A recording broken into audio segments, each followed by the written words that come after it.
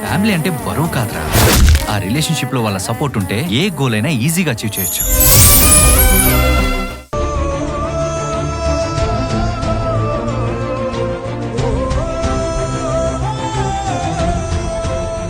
రేపు ఉదయం స్వామివారి ముందు పెట్టిన ఆ బియ్యం కొలత పెరిగితే చాలు, మన పూజ ఫలించిందని సాక్ష్యం దొరికినట్టే.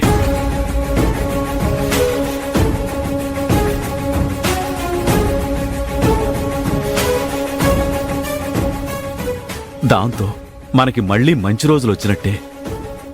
దానికి మించిన ఆనందం ఇంకేముంటుంది? అది నేనెలా జరగనిస్తాను? మీకు మంచి రోజులొస్తే నేనెలా చూస్తూ ఊరుకుంటాను? మీకు మంచి జరగకుండా ఆపడానికే కదా నేనున్నది.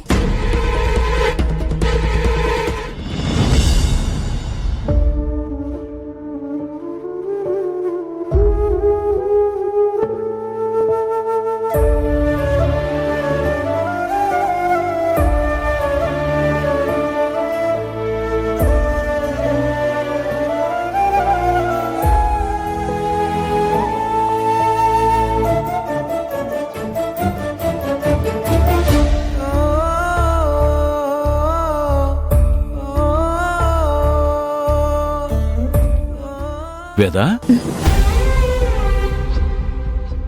ఏమైంది? ఎందుకు బాధపడుతున్నావు? నాకు పెళ్ళై నా మెట్టినింట్లో అడుగుపెట్టినప్పటి నుంచి ఇదే ఇంట్లో ఉన్నాను. 25 ఏళ్లు పైబడిన నా కాపురంలో ఎన్నో ఆనందాలను ఈ ఇంట్లోనే పొందాను. నా పిల్లల్ని ఇక్కడే కన్నాను, వాళ్ళని ఇక్కడే పెంచి పెద్ద చేశాను.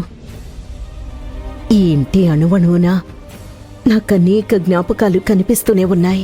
అవును వేద, ఈ ఇంట్లో అడుగుపెట్టిన దగ్గర నుండి అవి మనల్ని వెంటాడుతూనే ఉన్నాయి. ఈ ఇంట్లో ప్రతి అంగుళం మన సొంతం. కానీ ఈరోజు మనం ఇక్కడ ఉండలేని పరిస్థితి వచ్చింది. సొంతింట్లోనే పరాయి వాళ్లలా ఉండాల్సి వస్తుందని నేనెప్పుడూ అనుకోలేదండి. చూడు వేద, కాలం మనుషులతో ఎన్నో రకాల ఆటలు ఆడుకుంటుంది. మనమే దానికి సరైన ఉదాహరణ. మరి ఇంత దారుణంగా ఆడుకోవాలా? మన జీవితాలు బలైపోయేలా ఆడుకోవాలా? మరి ఇంత జాల్లేని ఆటలాడాలా? అందుకే వేద, జాల్లేని కాలం అంటారు. దానికి అందరూ ఒకటే. పేదోడికి గొప్పోడికి ఒకే రకమైన పరీక్ష పెడుతుంది. ఏదేమైనా మనం జీవితంలో దారుణంగా ఓడిపోయామండి.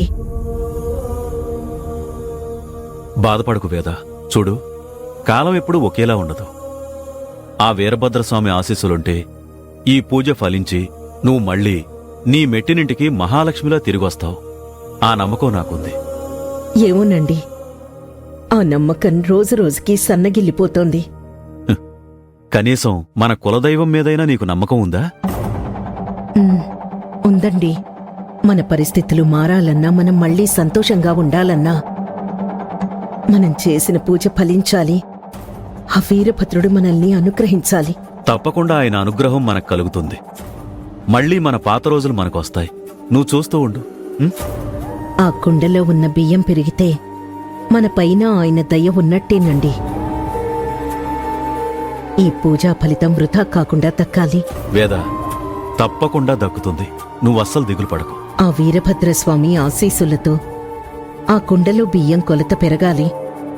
ఈ పూజ ఫలించిందని మాకు సాక్ష్యం చూపించు స్వామి.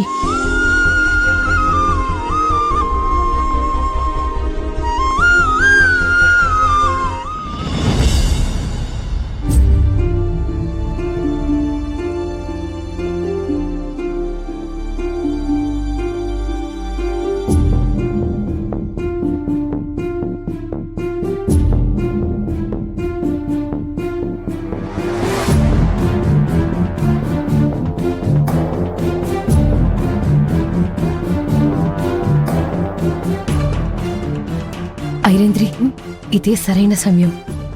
అందరూ గాఢ నిద్రలో ఉన్నారు. వెళ్ళి ఆ కుండలో బియ్యం తీసి వెళ్ళు.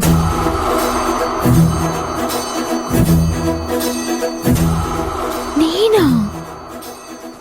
వెళ్ళు. నువ్వే ఐరేంద్రి. వెళ్ళు. వెళ్ళు.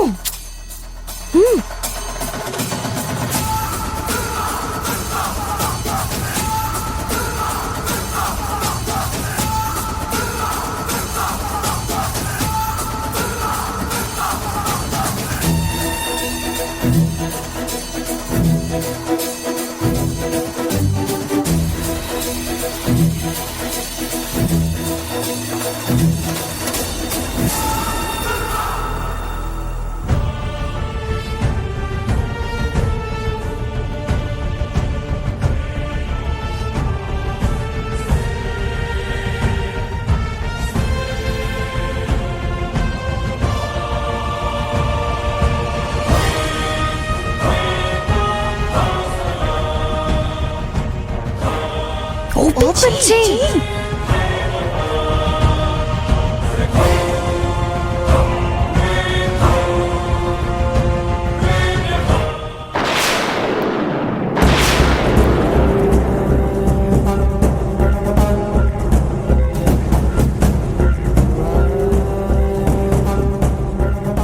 ఈ అబ్బికి నిద్రలో కూడా చుట్టూ ఏమవుతుందో తెలుసుకునే శక్తులున్నాయా ఏంటి? నా పని నేను చేసుకునివ్వకుండా అటు ఇటు కదులుతోంది.